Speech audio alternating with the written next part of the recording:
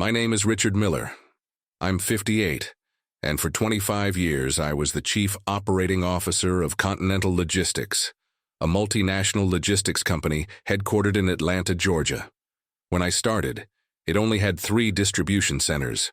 When they fired me, we had 47 branches across the United States and contracts with over 200 suppliers. I wasn't just an employee, I was the living memory of that company. I knew every route, every supplier, every legacy system that kept that operation running. I knew Interstate Trucking's truck was always late on Mondays because the main driver had family issues. I knew our partnership with Memphis Distribution depended on a personal relationship I'd built over 15 years. I knew exactly which systems could fail and when. But to Michael Vance, our new 38-year-old CEO, fresh out of a Silicon Valley tech startup, I was just legacy cost that needed to be eliminated. The firing happened on a Thursday in March at 2 p.m. Michael called me into his office, along with HR Director Jennifer Walsh. No small talk, no lead-up, he got straight to the point. "Rick, your position is being eliminated," he said, fiddling with his MacBook without even looking me in the eye. "You cost $185,000 a year, plus benefits. We can hire 2 junior analysts for that amount and use AI to optimize operations." I was silent for a few seconds, not from shock, but from clarity. In that moment, I understood Michael had no idea what he was doing. "Nothing personal, Rick," he continued. "It's just business. The industry is changing, and we need to adapt or die." Jennifer slid an envelope across the table. "Standard severance package, 2 months' salary and 90 days of health plan continuation through Cobra." "I understand," I replied calmly. "I appreciate the 25 years of opportunity." Michael seemed surprised by my controlled reaction. He probably expected pleas or arguments, but I'd seen the signs for months. For the past 6 months, Michael had been excluding me from important strategic meetings. He hired a consulting firm, McKinsey & Associates, to evaluate operational efficiencies. Young consultants who barely knew the difference between LTL and FTL shipping started questioning methods I'd developed over decades. When I suggested documenting our critical systems and supplier relationship protocols, Michael rejected it as too expensive and unnecessary. "We have everything in the system," he said. But I knew we didn't. What Michael didn't know was that I'd started my own retirement plan 5 years ago.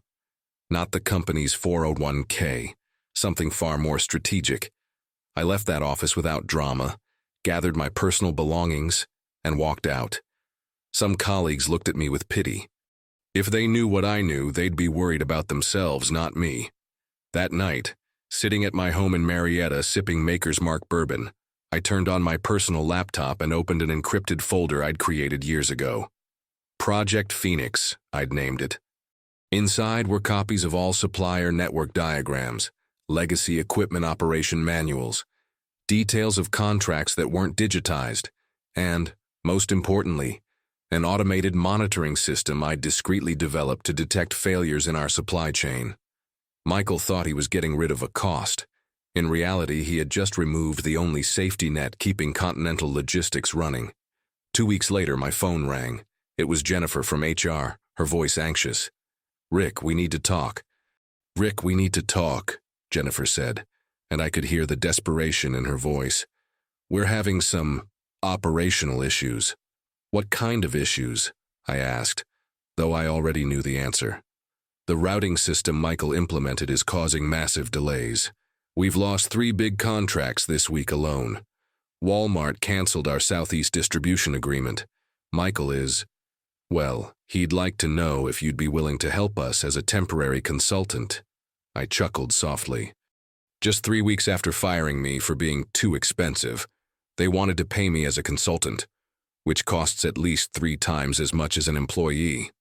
"Jennifer, I no longer have access to the company's systems, and all the documentation you needed was in the files Michael deemed unnecessary. Rick, please. The situation is really critical. We can offer $300 an hour plus expenses." "Thanks for the offer, but I'm enjoying my retirement," I replied, and hung up. The truth was, I wasn't retired. I was too busy watching the collapse I had predicted. My Project Phoenix wasn't just a collection of documents. 5 years ago, when I realized the company might eventually discard me, I started building something I called a preventive alert system. Using my industry contacts and software I developed in my free time, I created an independent monitoring network that tracked the health of Continental's supply chain. The system operated through 3 layers: supplier performance monitoring, analysis of legacy equipment failure patterns, and tracking of critical business relationships. When any of these elements reached pre-established risk levels, alerts were automatically sent to a list of industry contacts. What Michael didn't know was that 60% of Continental's operational efficiency depended on systems and relationships that existed only in my head and in my personal network. For instance, our largest supplier in Kansas City, Midwest Transport Solutions, had a verbal agreement with me for priority in emergencies.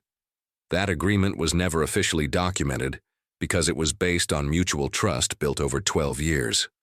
When Michael tried to renegotiate the terms via email, using cold corporate language, they simply started treating Continental like any other customer.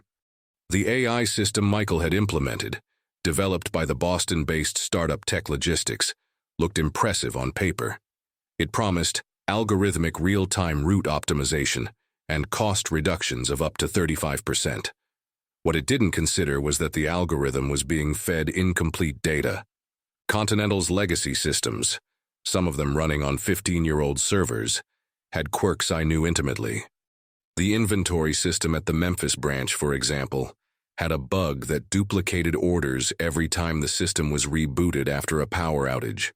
I had created a manual protocol to circumvent this, but it was never officially documented because it worked perfectly with my direct supervision. Meanwhile, my phone wouldn't stop ringing. Not from Continental, but from its suppliers and customers. Tom Bradley from Interstate Trucking called me on a Tuesday. "Rick, what the hell is going on with you guys? You emailed us to cancel our 8-year partnership, no explanation." Sarah Chen from Pacific Distribution called the same day. "Rick, Continental isn't honoring agreed-upon deadlines. We're going to have to look for other suppliers." I listened, took notes, but offered no solutions. It wasn't my problem anymore. The situation deteriorated rapidly. Michael's AI system, without the contextual data I provided, started making catastrophic choices. It routed a shipment of perishable pharmaceuticals through Arizona in the middle of summer, resulting in a $2.3 million loss in medications. It directed 3 trucks onto a route I knew had been under construction for 6 months, causing 2-day delays for Amazon Prime. But the worst was yet to come. My monitoring system detected something that made me smile for the first time in weeks. Continental was about to lose its biggest contract with Target Corporation. The contract was worth $18 million annually and required 99.2% on-time delivery. They had been operating at 87% for the past 4 weeks. Michael, apparently, had no idea how critical this contract was. In a meeting I monitored through an internal contact, yes, I still had allies there, he said that some temporary efficiency issues were normal during transition periods. What he didn't know was that Target's logistics director, Jim Morrison, was my former colleague from my time at UPS 20 years ago. Jim called me personally. "Rick, I heard you left Continental. That's a shame. I always respected your work." "Thanks, Jim. How are things?" "To be honest, we're considering changes. Continental isn't delivering to the standards we agreed on. You wouldn't be interested in discussing an opportunity with FedEx Supply Chain, would you?" I smiled. FedEx was one of Continental's biggest competitors. "That might be interesting," I replied. That same night, Michael called me personally. It was almost midnight. "Rick, I need to talk to you." His voice was strained, unlike the arrogant confidence of 3 weeks ago. "Can we meet tomorrow? I have a proposal that might interest you." "Sure, Michael, but I need to warn you. My consulting fee is now $500 an hour with upfront payment." There was a long pause. "All right. Can we meet at the Starbucks on Peachtree at 10 a.m.? I prefer the office. After all, it's about business, isn't it?" Michael was waiting in the conference room when I arrived at Continental the next morning. His appearance had changed dramatically in a month. His always impeccable suit was now wrinkled. His eyes had deep dark circles, and he nervously fiddled with his iPhone as if expecting bad news at any moment. "Rick, thank you for coming," he said, standing up quickly. "I want to get straight to the point. We need you back." I sat down calmly and opened my laptop. "I'm listening." "The situation. It's gotten more complicated than we expected. We've lost $12 million in contracts in the last 2 weeks. The tech logistics system isn't working as promised, and our suppliers are," he hesitated, "not being very collaborative." "And what exactly would you like me to do?" Michael took a deep breath. "We want to offer you the position of Vice President of Operations, salary of $220,000, plus performance-based bonuses. You would have full autonomy to reverse these temporary difficulties." I remained silent for a few seconds, pretending to consider the offer. In reality, I was calculating how many more millions they would lose by the end of the month. "Michael, I have 2 questions. First, do you still believe I was too expensive a month ago?" He flushed. "Rick, that was a strategic decision based on projections that turned out to be inaccurate. Second question, do you have any idea why Tom Bradley from Interstate Trucking canceled your contract?" His silence was the answer I expected. "Tom canceled because you sent a terms renegotiation email written by an intern, treating an 8-year partnership as if it were just some random Fiverr gig. Tom called me personally to ask if I'd lost my mind." Michael was visibly uncomfortable. "We can fix this. With you back, we can win back those suppliers." "Maybe," I replied. "But first, I need to understand the extent of the problem. Can I see the operational reports from the last month?" He slid a folder across the table. As I flipped through the documents, the situation revealed itself to be even worse than I had imagined. Continental had lost not only contracts, but also 3 key employees I had personally trained. David Park, our best West Coast routing coordinator, had been fired for questioning management decisions. In fact, David had tried to warn about problems my system had already detected weeks earlier. Lisa Henderson, Chicago branch supervisor, had resigned after Michael ignored her recommendations on preventive equipment maintenance. Now, 2 of the branch's main barcode scanners were broken, causing 4 6-hour delays in all operations. But what worried me most was discovering that Michael had tried to sell some of the company's non-essential assets. Among them, the proprietary inventory management software I had developed in partnership with a freelance programmer in 2018. This software was integrated into all our legacy systems, and its removal would cause a total collapse of operations. "Michael, I see here that you tried to sell our customized inventory system?" "Yes, we received an interesting offer from Comptech Solutions, $1.2 million. We thought we could just use an off-the-shelf system." I closed the folder slowly. "Do you have any idea that this system is integrated into 23 different operational modules, and that replacing it would take at least 8 months of development?" The look on his face told me no, he had no idea. "Rick, look, maybe we made some tactical errors, but with your experience, we can fix all this in a few weeks." "A few weeks?" I laughed for the first time in the meeting. "Michael, you don't have a few weeks.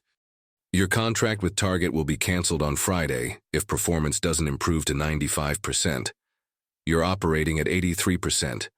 Home Depot has already communicated that they're cutting orders by 40% next quarter, and FedEx is offering 15% lower prices to your 3 largest remaining clients." Michael went pale. "How do you know all this?" "Because, unlike you, I understand that logistics is a business of relationships, not algorithms." At that moment, his phone rang. He answered with a tense expression. "Yes, Jennifer? What? No, that can't be happening. When?" His voice progressively rose.